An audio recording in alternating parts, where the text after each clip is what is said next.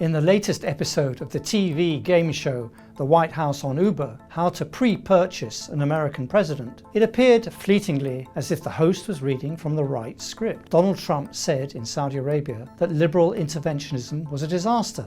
True.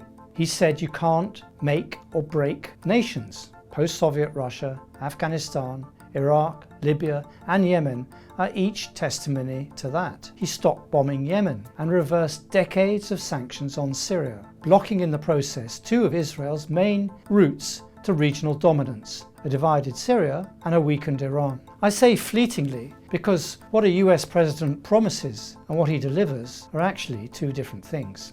Iran knows all about that when it thought sanctions were going to be lifted in exchange for curtailing its nuclear enrichment program. Not least of those to be blindsided by Trump's announcement halting Syria sanctions were his own officials in the US Treasury. Unpicking the piles of sanctions that have been layered on Syria since it was first put on a list of countries which sponsor terrorism will not be rapid or comprehensive. However, this particular episode of the show cost its sponsors, Saudi Arabia, the UAE and Qatar, more than $3 trillion and counting, which is high even by the lavish standards of the Gulf.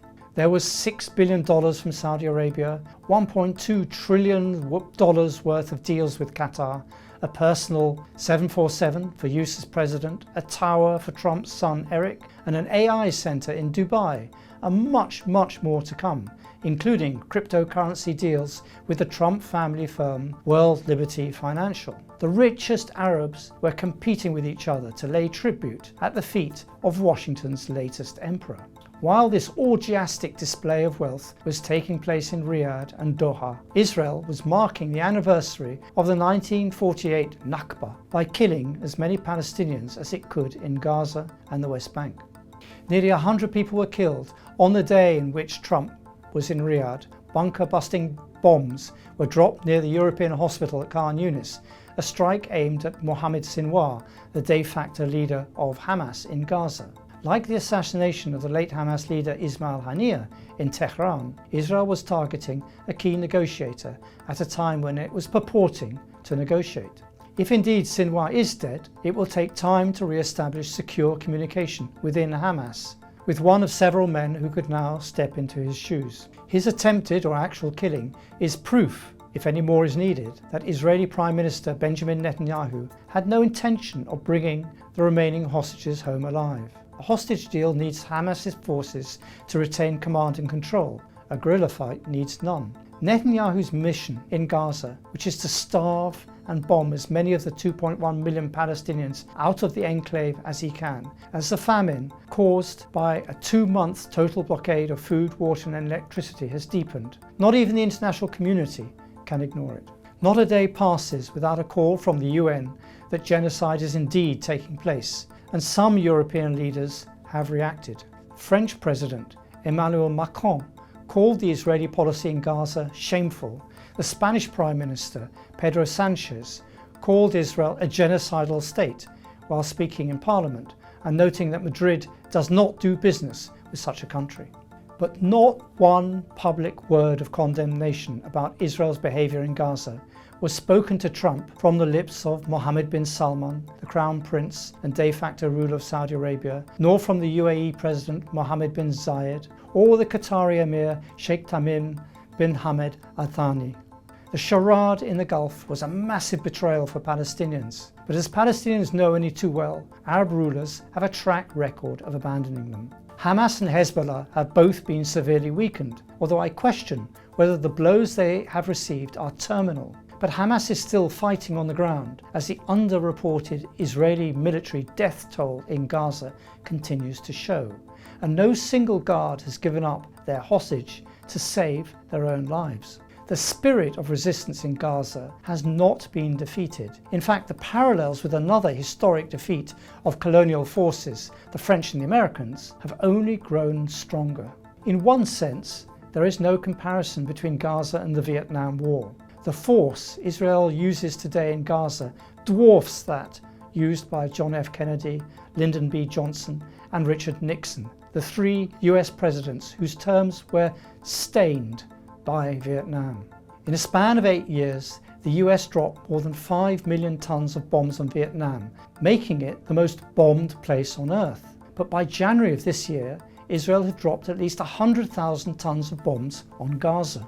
Put another way, the US dropped around 15 tons of explosive per square kilometre of Vietnam, while Israel has dropped 275 tons per square kilometre of Gaza, a figure that is higher by a factor of 18. That being said, the current generation of war watchers can only experience a crushing sense of déjà vu when they watch the painstakingly complete account of the conflict in a new mini-series, Turning Point, the Vietnam War. The since acknowledged futility of the US military campaign against the Viet Cong is mirrored and amplified by Israel's military attempts to wipe Hamas off the face of the map. As the US involvement in the Vietnam War expanded, and Washington had to drop the pretense that more than 16,000 troops and pilots were advising the South Vietnamese army, it became clear to both Washington and Saigon that they were going to have to push the Viet Cong out of the countryside and regain government control of around 12,000 hamlets.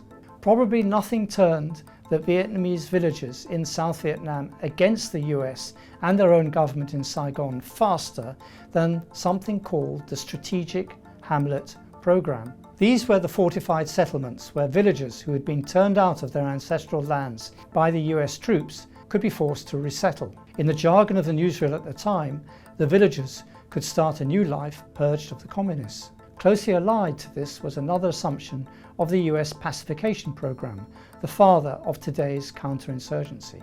This was born out of the problems US soldiers had in distinguishing civilians from combatants. The solution lay in treating any Vietnamese encountered in a declared fire-free zone as the enemy and opening fire without referring up the chain of command. The US troops were told that as all Vietnamese were free to leave, it followed as night follows day that all the Vietnamese that stayed were part of the infrastructure of the Viet Cong. The villagers starved in their Viet Cong-free encampments because they lost access to their paddy fields. The main aim, however, was not to feed them, but to clear the countryside. The result was that the villagers fled their encampments and the Viet Cong came ever closer to the cities. Now, there are two other similarities between today and 1968. The protests and the vicious levels of repression on US campuses, and the extent to which the American and Israeli militaries felt they had to dehumanize their enemy before committing atrocities. After the 1968 My Lai massacre, in which around 500 unarmed and innocent civilians were killed in the span of just a few hours, the American commander, General William Westmoreland, said that life is cheap to the Vietnamese. He said, "The Oriental doesn't put the same high price on life as the Westerner." Israeli leaders go much further than Westmoreland did. They called Palestinians human animals. Indeed, all this history from decades ago sounds eerily pertinent to the present day in Gaza and the occupied West Bank. From the general's plan to starve over 1 million Palestinians out of North Gaza to today's current military operation called Gideon's Chariots, the tactic of terrorizing and starving the Palestinians into the boats and the sea is the same. Israel's admission that it will let in a bare minimum of food simply seals the legal case against it in the International Court of Justice. What Vietnam did for LBJ and Nixon, Gaza will do for Netanyahu and his successor as Prime Minister, probably Naftali Bennett. For Netanyahu is much more ill from cancer than he is publicly acknowledged to be, according to sources in Britain who see him regularly.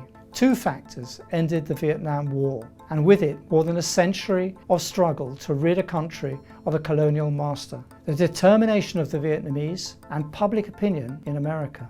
The same two factors will lead the Palestinian people to their own state: the determination of Palestinians to stay or die on their land, and public opinion in the West, which is already rapidly turning against Israel. Watch it carefully. It is seeping into even right-wing circles and is firmly established on the left. Labelling legitimate criticism of the genocide that is taking place as anti-Semitic won't work anymore. That bolt has already been fired. It is both in Palestine and in the hearts and minds of the West, from which the Zionist project grew and flourished, and on which it is so dependent that this war is being fought. Israel may win each battle, as the Americans did in Vietnam, but it will lose the war.